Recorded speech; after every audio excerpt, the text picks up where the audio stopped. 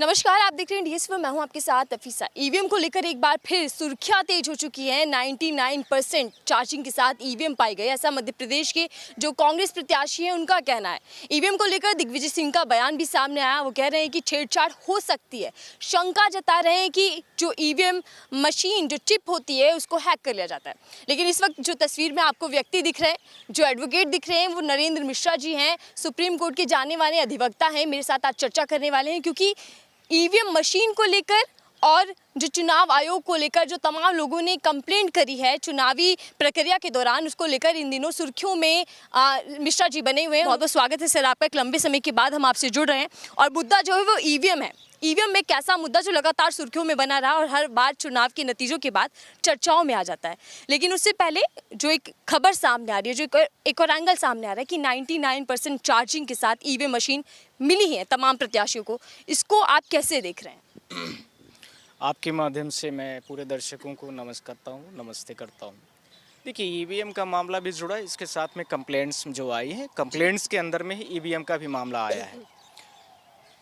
भारत देश में जो 5 राज्यों का चुनाव हुआ है, उन 5 राज्यों के चुनाव में से 3-4 हिंदी भाषी राज्य थे, वो बहुत महत्वपूर्ण रहे। उनमें से मध्य प्रदेश, छत्तीसगढ़ और राजस्थान, इन तीनों राज्यों में, हिंदी भाषी राज्यों में से बहुत सारे कंप्लेंट्स इलेक्शन कमीशन के पोर्टल में पड़े थे, जो अलग अलग थे। पर मैं मध्य प्रदेश से बिलोंग करता हूँ, इसलिए मध्य प्रदेश का जो डेटा था वो मुझे मेरे नॉलेज पर कंसर्न था।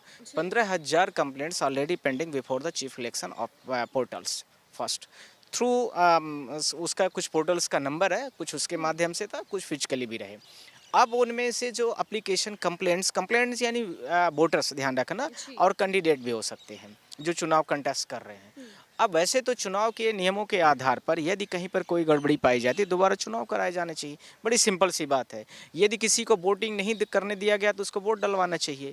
यदि किसी के साथ में मारपीट की गई तो उसके साथ एफआईआर किया जाए, या जो भी और भी चीज़ें आईपीसी सीआरपीसी की प्रोसेस होती है वो करनी चाहिए, या चुनाव को, उस पोलिंग को रद्द करना चाहिए, या उस विधानसभा को कैंसिल करना चाहिए, जो भी जहाँ जैसी आ सकता है।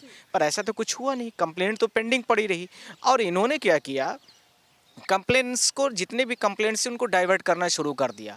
और डाइवर्ट करके इन्होंने 2 चीज़ों को कर दिया। सबसे बड़ा महत्वपूर्ण मुद्दा कि बिना उन एप्लीकेशंस जो पेंडिंग है, कंप्लेंट्स पेंडिंग है वोटर्स की, उसको बिना डिसाइड किए हुए आपने एक चीज़ सबसे गड़बड़ की, जो इलेक्शन की रिजल्ट्स की डेट थी उसको डिक्लेयर करके और आपने वोट के काउंटिंग शुरू करा दी। हमारा सिर्फ मतलब इतना था कि 230 विधानसभाएं थी, 230 विधानसभाओं में से आपको सारी जगह की कंप्लेंट्स जितनी थी, 15,000 कंप्लेंट्स मध्य प्रदेश की है, ये 22 नवंबर की है। 22 नवंबर से 3 दिसंबर के बीच में और बहुत सारी कंप्लेंट्स पड़ी हुई थी। तो आपको उसको जो है तो डिसाइड करना चाहिए पहले, फर्स्ट।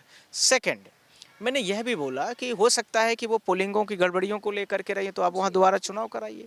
या हो सकता है कि विधानसभा लेवल की रही होंगे तो विधानसभा को उसको कैंसिल करके फिर से रीऑर्डर पर लीजिए और दोबारा चुनाव करिए। तो ऐसा ही है जिसको हम लोग बाई पोल इलेक्शन कहते हैं, वो भी आपने नहीं किया। आपने कुछ ऐसा न तो कोई कमेटी गठित किया कि सबको डिसाइड कर दिया जाए, आपने कुछ भी ये नहीं किया।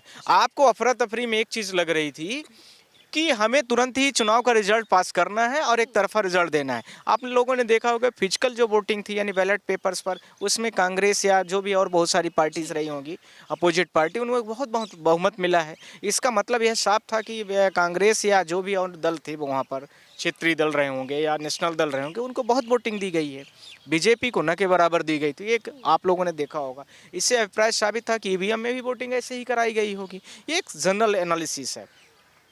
इसी के साथ में कुछ कैंडिडेटों ने ऐसे किया है, उनका वो वीडियोस भी आया है और प्रिंट मीडियाज़ के माध्यम, पेपरों में भी आया कि वो चुनाव लड़े हैं। आप सारे लोगों, आपके माध्यम से मैं पूरे भारत देश की जनता से यही कहना चाह रहा हूँ कि क्या 15,000 जो कंप्लेंट पोर्टल में पड़े थे, उनको बिना डिसाइड किए हुए, क्या आपके अधिकारों को हनन किए हुए, आप क्या chief election commission of India आपको ऐसा ही चाहिए कि वो न करे और सीधा का सीधा चुनाव का रिजल्ट डिक्लेयर कर दे? 230 विधानसभा का आप लोगों ने देखा, ऐसे छत्तीसगढ़ में भी थोड़ा बहुत है, ऐसे ही राजस्थान में है, अलग अलग डेटा अलग अलग राज्यों में है। राजस्थान छत्तीसगढ़ में तो कुछ कैंडिडेटों के ऐसी ऐसी न्यूज आई है कि वो कैंडिडेट कंटेस्ट कर रहा है चुनाव और वो एक भी वोट नहीं पा रहा है। उसने यह बोला कि जहाँ पर मेरी पोलिंग थी वहाँ तो हमें वोट मिलना चाहिए अपना, हम वहाँ पर भी नहीं पा रहे हैं। ये सारी चीज़ों के साथ में मैंने CGI साहब के पास गया। इसके साथ में मैं इंस्पायर्ड भी था, उनसे काफ़ी इंस्पायर्ड था, क्योंकि उन्होंने 2-3 बड़े अच्छे जजमेंट दिए थे। जजमेंट तो अच्छे हमेशा रहते हैं उनके, पर एक इलेक्शन कमीशन को लेके था, डायरेक्शन को लेकर के कि हमें देश में ऐसा इलेक्शन कमीशन चाहिए जो PM के ऊपर भी अगेंस्ट में भी यदि कुछ करना हो तो करने की कैपेसिटी वो रखता हो। तो अब तो वो दिन आ गए कि अब इलेक्शन कमीशन के ऊपर जो है तो कुछ ऐसी चीज़ों की ज़रूरत है जो देश में पुनः जो भी चीज़ें हैं, संवैधानिक चीज़ें हैं, उनको दोबारा कराए। साथ में यह भी होना चाहिए कि यदि अपोजिशन सब कुछ कह रहा है तो आपको उसमें कंसल्ट करने की भी ज़रूरत है। EVM से गड़बड़ियों की बात कर रहा है तो आप उसको सुनिए, समझिए। अब एक चीज़ आप कर देते हैं कि नहीं आप दिखाइए ज़रा करके मुझे, तो ये विपक्ष के नेता होते हैं। मान लीजिए इतना नहीं पढ़ा लिखा है आपकी तरह है, मान लीजिए कोई व्यक्ति ऐसा भी है कि 5वीं फेल है, जैसे उमा भारती चीफ मिनिस्टर थी मध्य प्रदेश, उनसे आप बोल दीजिए कि आप चलिए EVM को हैक करके दिखाइए, वो क्या बताएगी बेचारी। आप चले जाइए जिसने EVM बनाया है, आप चले जाओ, वो आपको बहुत अच्छा समझा देगा। वैसे ही मैंने आपको उदाहरण आप लोगों के माध्यम से मैंने उनको इलेक्शन कमीशन से मैं पूछना चाह रहा था कि वो भी वैसे ही जानकारी प्रोवाइड कर दें कि जैसे हम यहाँ घर बैठे हुए हमारे बहुत सारे रिसर्च सेंटर में घर बैठे सारी जानकारी प्रोवाइड हो जाती है। आप लोगों ने देखा होगा कि मून में चंद्रयान पहुँच गया है, तो इसरो वाले तो बहुत बेहतर बता पाएंगे, पर हम अब इलेक्शन कमीशन ऑफ इंडिया से पूछ रहे हैं कि वो इसके बारे में एक एक ब्यौरा दें, हमें जानकारी दें कि कैसे इसको कंट्रोल किया जा सकता है, कैसे हैक किया जा सकता है। जैसे इंडिया में तो हमारा इसरो हो गया, ऐसे ही रसा में भी है, आप लोगों को पता होगा या नहीं मुझे नहीं पता। ऐसे इजराइल में भी सेटेलाइट रिसर्च सेंटर है, ऐसे USA में भी जो है तो सेटेलाइट का जो सेटेलाइट जिससे हम छोड़ते हैं वो है। तो उसके बारे में सबको बता देंगे, पूरे देश को बताएं कि हम सबको बारे में जानते हैं। हम नहीं जानते EVM बारे पर शक तो सबको है। मैन मेड पोर्टल है, मैन मेड ये टेक्नोलॉजी से किसी ने बनाया है। तो जापान में जाकर के पूछ ले, यूरोप कंट्री, वर्ल्ड की 27 कंट्रीज रिकॉग्नाइज कंट्रीज हैं उसमें, वो सारे लोग बैन कर दिए हैं, आपने क्यों चालू करके रखा है? ये सारे हमारे तथ्य के साथ में क्वेश्चन है। मिश्रा जी, जैसे आपने बताया कि 15,000 बड़ी संख्या में कंप्लेंट पहुंची चुनाव आयोग के पास, लेकिन मेरा सवाल ये कि इतनी बड़ी संख्या में भी जब शिकायतें पहुंचती हैं, याचिका पहुंचती हैं, बावजूद इसके गंभीरता से क्यों नहीं लिया गया, बल्कि दूसरी तरफ नतीजे क्यों घोषित कर दिए गए? आखिर क्यों चुनाव आयोग पर हमेशा सवाल उठते हैं? नहीं, तो यही तो मेरा सवाल CGI साहब के पास भी था कि ऐसा इन्होंने क्यों कर दिया? क्या ऐसा ही होना चाहिए? क्या हमें ऐसे इलेक्शन कमीशन चाहिए? हमारे लिए बना है, जनता को 5 साल में एक बार राइट्स मिलता है वोट डालने का, आप उसको भी वायलेशन में डाल दिए हो। आप एक तरफा एक पार्टी विशेष को कहीं पर फ़ायदा मिल रहा है, आप वही करना चाहते हो। बस जनता से मतलब ही नहीं है आपको। जनता का तो एक अधिकार आपने ख़त्म कर दिया है, जो 5 साल में एक बार उसको मिलता है वोट डालने के लिए, आपने सबका सब उसको ख़त्म कर दिया है। सिर्फ यही मेरे क्वेश्चन है उनसे। तो क्या आपको लगता है कि मौजूदा जो चुनाव आयोग चल रहा है वो निष्पक्ष तरीके से नहीं है और स्वतंत्र तरीके से काम नहीं कर रहा? आपको क्या लग रहा है कि 15,000 जो कंप्लेंट्स मध्य प्रदेश की हैं, ऐसे छत्तीसगढ़ की हैं, ऐसे राजस्थान के, बिना डिसाइड किए हुए उन्होंने कैसे पोर्टल में कर दिया? कैसे उन्होंने सारी चीज़ों को डिक्लेयर कर दिया, रिजल्ट पास कर दिया? आपको क्या लग रहा है? आप भी तो पढ़ी लिखी हैं। आपके माध्यम से पूरे भारत देश की जनता से मैं पूछना चाहता हूँ, क्या आपको इन चीज़ों को अच्छा लग रहा है कि बिना रिजल्ट्स को डिक्लेयर किए, बिना कुछ किए आप सीधा सीधा कर दें? और यदि कोई व्यक्ति पूछना शुरू करता है तो बताइए EVM कैसे हैक होगी? अरे ठीक है, मैं नहीं इतना समझदार हूँ। जो लोगों को शक है आप उसमें क्यों नहीं कराना चाहते हो? आप बहुत सारी चीज़ों, आप इलेक्शन कमीशन ऑफ इंडिया बन गए, इसका मतलब थोड़ी दुनिया की सारी टेक्नोलॉजीज जानते हो आप ही से कोई पूछ लेगा कि आप इसके बारे में बताइए ज़रा। तो ये बहुत सारे प्रश्न हैं, वो तो जवाब उनको तब मिलेगा जब वो सामने होंगे। लेकिन सर, अक्सर सत्ता पक्ष हमेशा ये सवाल करता है या पलटवार करता है कि EVM पे सवाल तभी क्यों उठते हैं जब आप कहीं विरोधी पार्टी हार जाती है या BJP जीत जाती है। जब कहीं पर गैर शासित BJP जहां पर सत्ता में नहीं है, वहां EVM में गड़बड़ी नहीं होती, वहां आप जैसे जो अधिवक्ता हैं वो सामने नहीं आते या तमाम लोग नहीं आते। आप बताइए कि EVM से जब चुनाव होगा तभी तो हम बोलेंगे। 5 साल में चुनाव होता है तो 5 साल में सारे विपक्ष वाले बोलते हैं, उसके पहले नहीं होता है तो नहीं बोलते। बैलेट पेपर में चुनाव हुआ महाराष्ट्र वगैरह में, मध्य प्रदेश वगैरह, तो आप लोगों ने किसी ने देखा कुछ बोला है? ऐसा नहीं है, आप जो कह रही हैं ऐसा नहीं सोच रहे। फिर 16,000 15,000 जो कंप्लेंट्स पेंडिंग है वो किसी पार्टी विशेष की थोड़ी है, वो तो जनता की है। उसमें आपकी भी हो सकती है, मेरी भी हो सकती है, सबकी, भाजपा की भी हो सकती है, कांग्रेस की भी हो सकती है, किसी की भी हो सकती है।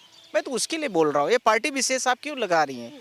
प्रतिपक्ष आप क्यों कहना चाहती हैं? दिग्विजय सिंह का बयान आया सर, ने कहा होगा तो उसका कुछ एस्पेक्ट रहा होगा, वो तो बेहतर वही बता सकते हैं। पर ये है कि वो टेक्निकल हैं, उनको काफ़ी नॉलेज है, हमसे बेहतर नॉलेज होगा ईवीएम के बारे में, तो उन्होंने बोला है तो उसके उनके पास फैक्ट होंगे। मिश्रा जी, मैं आपसे समझना चाह रही हूँ, दिग्विजय सिंह का बयान आता है कि चिप को हैक कर लिया जा सकता है ईवीएम मशीन तो की। मैं भी कह रहा हूँ कि कुछ भी किया जा सकता है, टेक्नोलॉजी से, टेक्नोलॉजी इसमें क्या नहीं कि हमारा इतना आईक्यू उस मामले में नहीं है, हम इतना नहीं समझते हैं, इसलिए हमें से वो बार बार इलेक्शन कमीशन वाले पूछते रहते हैं कि आप बताइए कैसे कर लेंगे। अब हम भी उनसे 10-5 क्वेश्चन रखेंगे कि आप बताइए इसको कैसे कर लेंगे, तो फिर उनको समझ में आएगा कि आप भी बताइए ना देश में, लेकिन पूरे जनता के सामने, वो भी उनसे भी हम 10-15 क्वेश्चन रखेंगे अब सामने कि आप बताइए इसको कैसे करेंगे, फिर वो बताएंगे हमें भी और हम उनको बताएंगे। जितना उनको टाइम चाहिए उतना मुझे भी टाइम चाहिए। फिर फालतू की बात करने की दौरान बीजेपी का ये कहना है कि हमें जनादेश मिला है।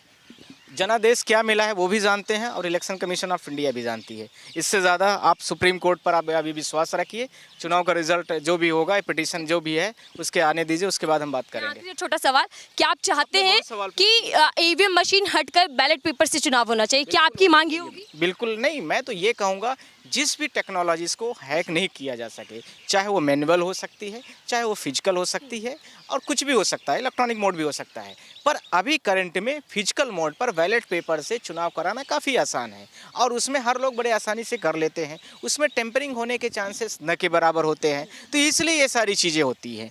अब इसमें ईवीएम जब से आया है तब से बड़े लेवल पर होता है, बस इतना ही इशू है। चलिए, बहुत बहुत धन्यवाद हमसे बातचीत करने के लिए।